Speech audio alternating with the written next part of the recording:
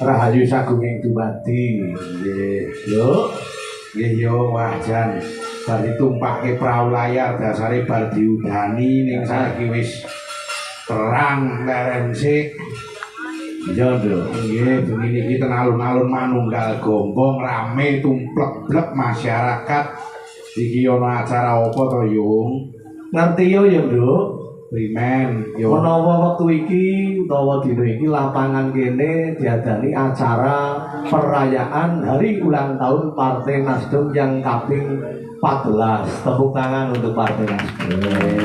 Partai Nasdem. Heeh, sing logone kaya bulan warnane biru kuning kuwi to, Mak? Iya bener. Kuwi partai sing duweni semangat restorasi Indonesia. Sing bakale arep nggawa negara dadi luwih maju, luwih bersih lan luwih adil. Tepuk tangan untuk nggih. Ulang tahun ing tahun iki kaping 14 nggawa slogan konsisten membawa arus perubahan. Kuwi aku nyuwun dawuh marake macange bisa njlentrehake tegese piye yo. Tegese ngene ya, Nduk. Yen Nasdem kuwi ora mung omong kosong, nanging terus njaga marang konsistensi kanggo nggawa owah-owahan sing positif, ora mung janji nalika kampanye. Lah kuwi lho. Nggih. Mula Partai Nasdem selalu mengikuti perubahan yang adaptif, inovatif, dan tentunya membantu dalam menentukan kebijakan yang pro pada rakyat dan tentunya anti politik transaksional. Kuwi Partai Nasdem Yung. Bener, Nduk. Kuwi jenenge politik tanpa mahar, mengabdi kanggo rakyat, dudu kanggo kantonge dhewe-dhewe. Sangat Partai Nasdem. Iya. Mula aku dadi ngerti sing jenenge tembung konsisten membawa arus perubahan kuwi ora mung slogan, nanging ajakan supaya kabeh wong melu sinau budidaya dadi luwih apik. Nanging kudu ngerteni, Nduk, pripun menawa owah-owahan iku ora saka dhuwur tok, nggih, nanging saka awake dhewe. Sing cilik-cilik melu tertib, sing gedhe ora korupsi. Kabeh padha duwe tanggung jawab mujudake Indonesia sing luwih becik. Lah kuwi lho, Nduk. Amin. Apa maneh ya aku ngrasake, Mak. Ngrasake piye? Menawa partai iki uga konsisten ora mung jalur perubahan, nanging juga membawa kesenian lan kabudayan sebagai alat pemersatu. Wiwit saka kesenian wayang kulit, ebek, ketoprak, tari, karawitan sing butuhake pelestarian. Lewat Partai Nasdem kesenian ngrembaka, rakyate padha mulya, seniman padha sugih kabeh. Allahumma amin. Iki uga ora lali ngaturke marang para rawuh lan para senior Partai Nasdem sing percaya awake dhewe minangka dadi puncak acara ing bengi iki lho, Nduk. Nggih yo. Ana dalang duet, dua dalang gagrag Banyumasan diwakili kula sakonco rombongan. Nggih. Lan gagrag Solo diwakili panjenengan kuwi lho, Nduk. Nggih, kula sak rombongan minimalis. Oh, minimalis kepiye? Nggih tegese bahwasanya niki membuktikan antara gagrag Solo lan Banyumas niku ora mbedakake siji lan sijine. Lan bisa ndadekake contoh bahwasannya lewat pergelaran malam hari ini diharapkan bahwa Partai Nasdem sangat terbuka dengan kolaborasi.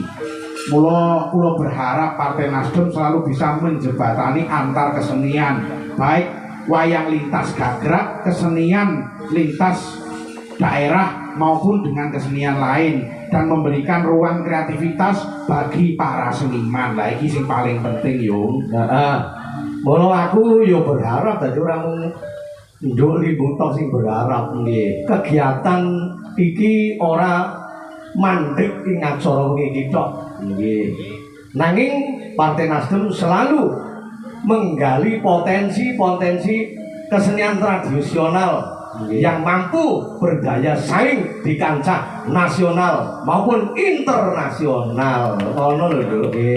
napa malih wau jenengan ngantos piyambak wonten pembukaan wau enten tari sing melibatkan generasi muda, Gen Z, Gen milenial, cacahe ana 50. Iki mbuktekake apa to yo bahwasanya Partai Nasdem selalu memberikan peluang bagi para seniman baik nuwun sewu sing durung kondang utawa wis sing kondang kabeh dirangkul padha kolaborasi kanggo merayakan HUT Partai Nasdem kaping 14. Iki tepuk tangan kanggo para punggawa-punggawane Partai Nasdem. Iya malah panyuwunku ora mung wengi iki tok lho, Nduk. Nggih. Sapa 3 bulan pisan apa kira-kira seminggu pisan bayangan. Ya aku kaya kuwi maksudnya Iya. kan kendile ora guling iku. Nggih matur karo Kak Amel. Nggih iki uga abdi ngaturke panuwun nggih yo marang para-para ingkang wis rawuh ana ing bengi iki. Lah sing rawuh sapa wae. Antarane wau uga karawan Ibu Bupati Haja Lilis Nuryani. Tepuk tangan buat beliau. Nggih, sekalian Bapak Yahya Fuad. Oke. Uga Wakil Bupati Kebumen sinten yo asmane? Wakil Bupati Kebumen kuwi asmane beliau Haji Zaini Miftah. Oh nggih. Nggih lan uga Tetresaan Mustafa Muhammad Farhan lan uga iki pepundenku Bapak Prasetyo, Bapak Saruta Barat, Bapak Ilman Sariki sungkem kula kunjuk dumateng panjenengan. Wah, Pak Prasetyo iki saya sepuh malah bringose saya kandel. Lah luar biasa. Nggih. Lah saking DPR RI sing rawuh sapa bae, Nduk? DPR RI iki pepundenku Sri Kadinya Jawa Tengah Ibu Lestari Murdiat Tepuk tangan buat beliau. Ketua DPW Partai Nasdem Jawa Tengah uga Wakil MPR RI uga ora lali yen enek Sri Kandi ya mesti ana Larasati. Ana Larasati. Larasatine ora ana liya ya kuwi Kak Amelia Anggraini. Kuwi sekretaris DPW Partai Nasdem Jawa Tengah. Lah Janokone sapa? Janokone ya ora liya Pak Sugeng Suprawata. Luar biasa. Iki piyambake wis pokoke angger piyai bertiga iki bersinergi Nasdem ora bakal nuwun sewu, ora bakal mudhun nanging saya konsisten anggone berubah ke arah yang positif dan lebih baik. Pemeneh mau piyambake ngendika bahwasanya kursi Nasdem semakin tahun semakin meningkat. Tegese apa yo? Kepercayaan publik semakin meningkat bahwa Partai Nasdem ini bener-bener nggawa aspirasi marang masyarakat. Luar biasa. Nggih, uga ora lali Bapak Fadoli, Bapak Yoyo Riyo Sudibyo, Ibu Acah Sriwulan, uga DPRD provinsi ana sapa wae, Om. DPRD provinsi wonten beliau Bapak Idris Santoso. Nggih, lajeng menika nyanipun Mas Faiz Aulinda. Reza Mardika Ketua DPD Partai Nasdem Kebumen. Menika putranipun Ibu Bupati. Mantunipun Bu Amelia Anggraini. Kok apal jenengan? Apal nama kula ki nuwun sewu lho yo ora kok aku ki golek pengakuan ora. Nanging Partai Nasdem iki nuwun sewu aku wiwit riyen ndereke suwargi bapak.